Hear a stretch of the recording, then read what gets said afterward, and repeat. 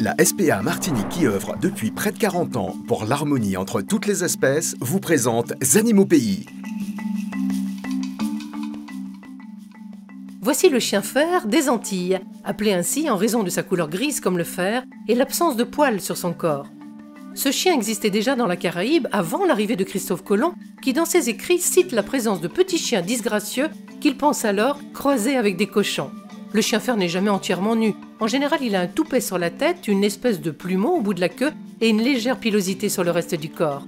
La couleur de sa peau varie du gris clair au très foncé, allant même jusqu'à l'orange, mais elle reste très sensible au soleil et à la pollution. Contrairement aux rumeurs, sa peau est à la même température qu'une autre race de chiens. La spécificité chez le chien nu est que le gène responsable de l'absence de poils amène également à une réduction du nombre de dents, mais sans le gêner particulièrement. Un peu têtu, notre chien fer est intelligent, indépendant, un peu méfiant envers les étrangers, mais très attaché à son maître. La reproduction chez le chien fer n'est pas commune, car il faut un chien poilu et un chien nu. Plus tard dans la portée, il y aura des chiens nus et des poilus. Mais les chiots à poils seront indispensables à la survie de cette espèce.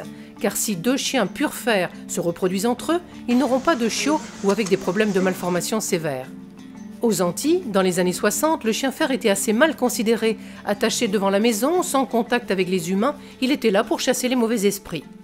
Aujourd'hui, ce chien nu devenu très rare divise. Ou on l'adore, ou on le déteste. En tous les cas, pour les passionnés de cette race, c'est vraiment un chien au poil.